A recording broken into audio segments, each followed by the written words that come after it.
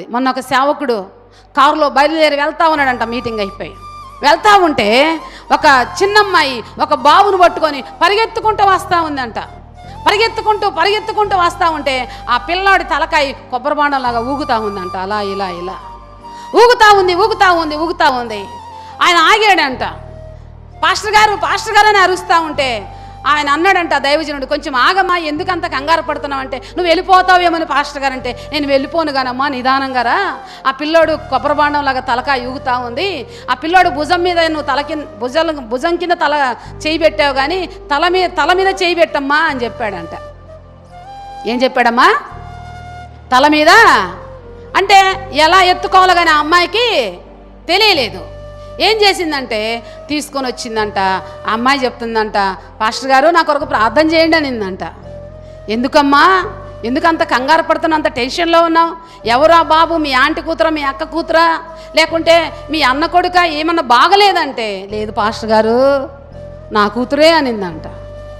నువ్వు చిన్నపిల్లలాగా కానొస్తున్నావు కదమ్మా, నీ కూతురు ఏందమ్మా, మరి ఏంటి ఒక్కదాని వచ్చావు, మీ అమ్మ రాలేదు, మీ అక్క రాలేదు, ఎవరు రాలేదంటే, నన్ను ఎవరు రానియట్లేదు పాస్టర్ గారు అనిందంట. ఏమనింది? ఎవరు నన్ను రానియట్లేదు. ఎందుకమ్మా అంటే, నేను వాళ్ళ మాట వినకుండా పెళ్లి చేసుకున్నాను కాబట్టి నన్ను ఎవరు రానివ్వట్లేదు. మరి ఏం చేస్తావమ్మా? మరి మీ ఆయన ఏమైపోయాడమ్మంటే, వెళ్ళిపోయాడు అన్నాడు. మరి ఎందుకమ్మా అలా చేసావు? అలాంటి వాడిని ఎందుకు ప్రేమించి పెళ్లి చేసుకున్నావంటే, నన్ను పూల్లో పెట్టుకుంటాను అన్నాడంట. ఏమనింది? పూల్లో పెట్టుకొని సాగుతానంటే, మా అమ్మోళ్ళు రోజు నన్ను అక్కడికి వెళ్ళొద్దు, ఇక్కడికి వెళ్ళొద్దు, ఆ టయానికి లేయి, ఈ టయానికి లేయి, ఆ పని చేయి, ఈ పని చేయి అంటా ఉంటే ఇవన్నీ చేయలేక పూలల్లో పెట్టి నిన్న లాలిస్తానంటే అందుకని వచ్చానన్నా. ఇప్పుడు పూలు కాదు ముళ్ళల్లో పెడుతున్నాడు అన్నదంట. ఏమన్నాడు? ముళ్ళల్లో నన్ను కాదు నా బిడ్డను కానీ ముళ్ళల్లో పెట్టేశాడనిందంట. ఎంత బాధాకరమైన విషయం దేవుని బిడ్డ. చాలా మంది జీవితాలు అలాగనే ఉన్నాయి. ఇది చాలా మంది బ్రతుకులు అలాగనే ఉన్నాయి ఈ దినాలలో. ఏ మార్గమా అమ్మా ఇది? పూల మార్గం కాదు, అడుగడుగున నరక వేదన అనుభవిస్తూ ఉంది. తను తీసుకున్న నిర్ణయం ఎలాంటిదంటే, ఎవరికి చెప్పుకోలేంది, ఎవరి దగ్గరికి వెళ్ళలేంది, అనుభవం లేదు, జ్ఞానం లేదు, సరైన నడిపింపు లేదు. వెంటనే లోకానికి ఆకర్షించబడింది, తన జీవితాన్ని పాడు చేసుకుంది. అయితే సేవకుడు ప్రార్థన చేస్తానమ్మా, ధైర్యంగా ఉండు, ఇకనైనా నువ్వు జీవితాన్ని జాగ్రత్తగా నువ్వు నడుపుకోవటానికి ప్రభు మీద ఆధారపడు అని కొన్ని లేఖనాలు వాక్యం చెప్పి ధైర్యపరిచి ఆ అమ్మాయికి మరలా చదువుకోమని చెప్పి కొన్ని సలహాలు ఇస్తే, తర్వాత 2 సంవత్సరాల తర్వాత మరలా కనబడి అయ్యగారికి వందనాలు చెప్పిందంట. ఎవరమ్మా అంటే, పలాని రోజు బాబుని ఎత్తుకొని వచ్చా కదంటే, ఎక్కడున్నామంటే, ఈరోజు నేను సాఫ్ట్వేర్ ఉద్యోగం చేస్తానందంట. హల్లెలూయా. ఎవరిచ్చారమ్మా ఈ జ్ఞానం అంటే, నువ్వు పరిశుద్ధ గ్రంథంలో ఆ రోజు లేఖనాలు చూపించావు కదా అయ్యగారు, ఆ మార్గాలలో నేను నడుస్తా ఉన్నాను, ఆ మార్గాల్లో నేను జీవిస్తూ ఉన్నాను. ఆ రోజు తప్పిపోయాను కానీ ఈరోజు నువ్వు చెప్పిన మార్గంలో నేను నడుస్తూ ఉన్నాను. ఈ మార్గములో నడవటానికి ఆయన వాక్యము నాకు వెలుగుగా ముందు నడుస్తూ ఉంది.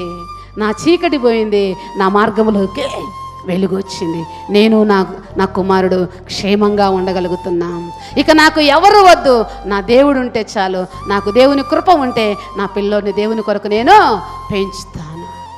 తన నిర్ణయం, తను తీసుకున్న తొందరపాటు అడుగు వేసిన దాన్ని బట్టి ఎంతగానో నష్టపోయింది దేవుని బిడ్డలారా.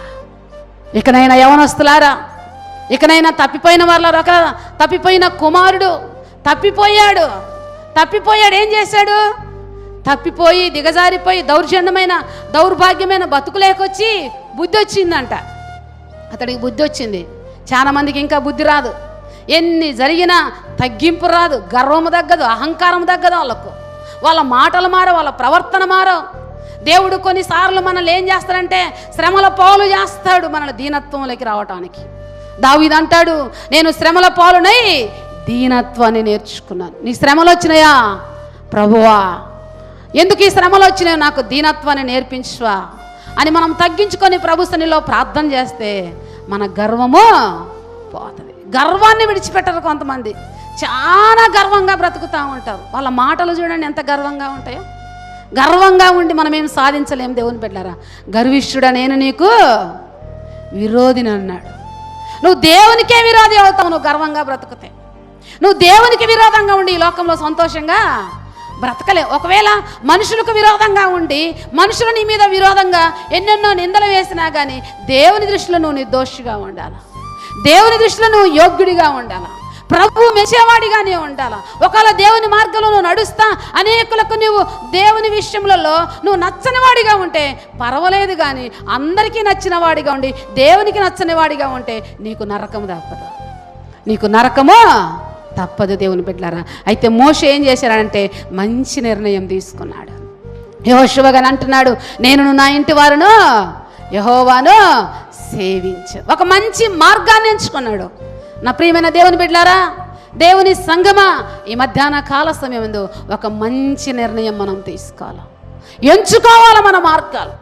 ఇది చేస్తే దీని తర్వాత నేను పొందుకునే పర్యవసానం ఎలా ఉంటుంది ఆలోచించుకోవాలి, మన జీవితంలో గ్రహించుకోవాలి. మన జీవితంలో అలా గ్రహించుకున్నప్పుడే మన జీవితం ఆశీర్వాదకరంగా ఉంటుంది. అంత మాత్రమే కాదు, మూడోదిగా మోషే ఏం చేశాడంటే దేవుని బిడ్డలారా, అతడు ఏం చేశాడంటే అతడు అదృష్టమైన వాటిని చూడగలిగాడు.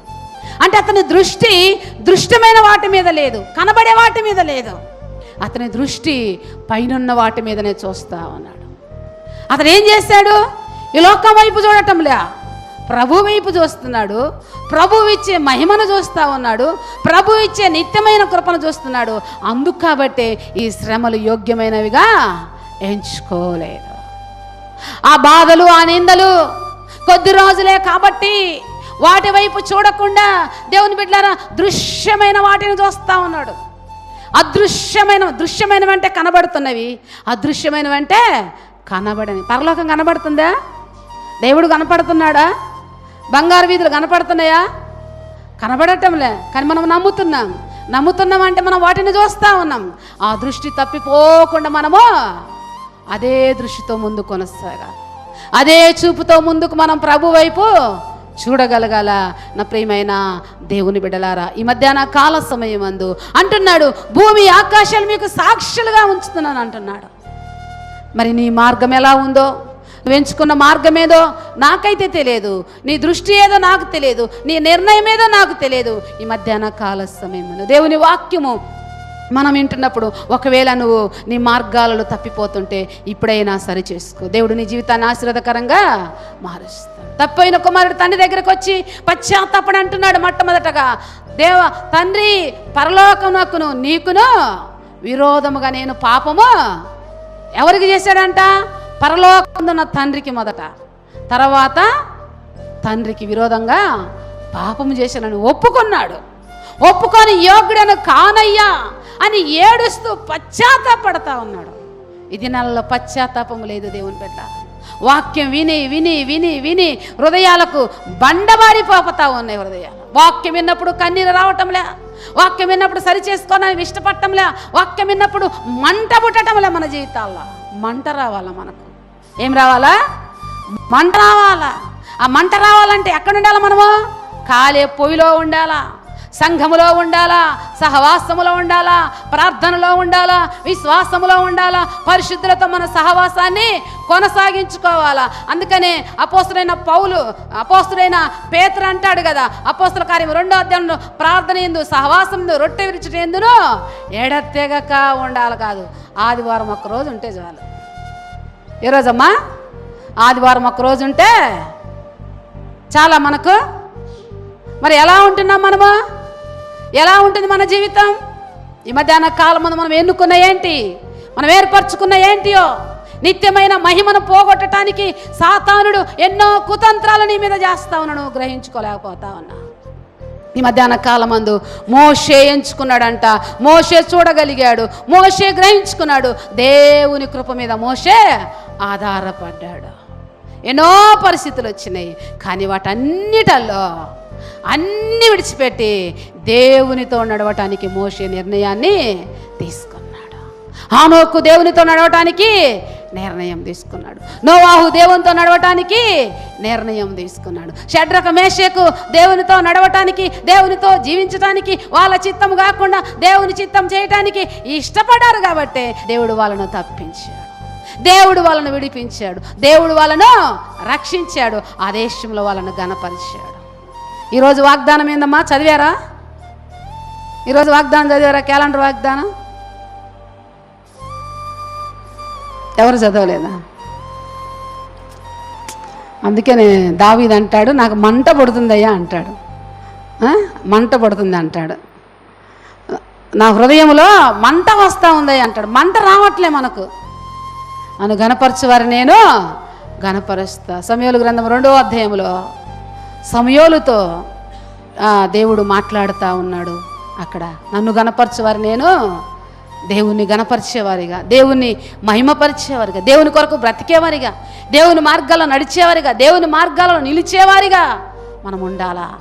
ఈ మధ్యాహ్న కాల సమయమందు చివరి దినాల్లో మనం బ్రతుకుతాను. దేవుని రాకడ సమీపంగా ఉంది.